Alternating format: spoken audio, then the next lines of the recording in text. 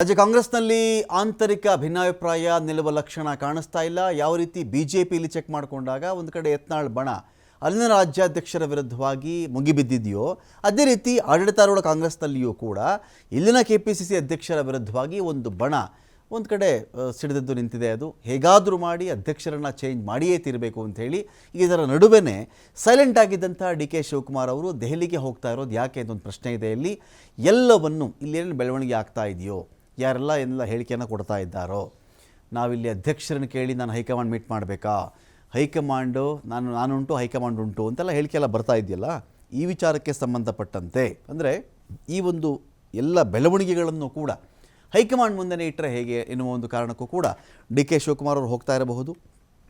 Dubai ಪ್ರವಾಸ ಆದ ಮೇಲೆ ಹೈಕಮಾಂಡ್ ಭೇಟಿಗೆ ಡಿ.ಕೆ. ಶಿವಕುಮಾರ್ ಅವರು ಸಜ್ಜಾಗಿದ್ದಾರೆ. ಈಗ ದುಬೈಗೆ ಹೋಗ್ತಾರೋ, ದುಬೈಗೆ ಹೋಗಿ ಬಂದ ಮೇಲೆ ನೇರವಾಗಿ ಅವರು ಹೈಕಮಾಂಡನ್ನೇ ಭೇಟಿ ಮಾಡೋದು ಅಂತ ತೀರ್ಮಾನ ಮಾಡಿರಬೇಕು. ಅವರು ಮುಂದಿನ ಮಂಗಳವಾರ ದೆಹಲಿಗೆ ಹೋಗ್ತಾ ಇದ್ದಾರೆ ಡಿ.ಕೆ. ಶಿವಕುಮಾರ್ ಅವರು.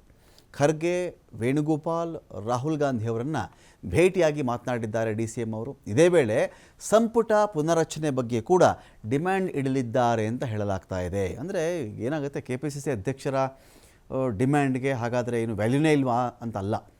ಅಂದರೆ ಅವ್ರದ್ದು ಒಂದು ಮಾತು ನಡೆಯುತ್ತೆ. ಅಲ್ಲಿ ಸಂಪುಟ ಪುನರಚನೆ ಅಂತ ಬಂದಾಗ ನೀವು ಯಾರನ್ನ ಸೇರಿಸ್ತೀರಿ, ಯಾರನ್ನ ಬಿಟ್ಟುಬಿಡ್ತೀರಿ, ಇದು ಸಂಪುಟ ವಿಸ್ತರಣೆ ಅಲ್ಲ, ಸಂಪುಟ ಪುನಾರಚನೆ. ಇದು ಸಂಪುಟ ವಿಸ್ತರಣೆ ಆದರೆ ಇನ್ಯಾರೋ ಇಬ್ಬರನ್ನೋ ಸೇರಿಸ್ಕೊಂಡ್ಬಿಡ್ತಾರೆ ಅಂತ ಹೇಳಬಹುದಾಗಿತ್ತೇನೋ.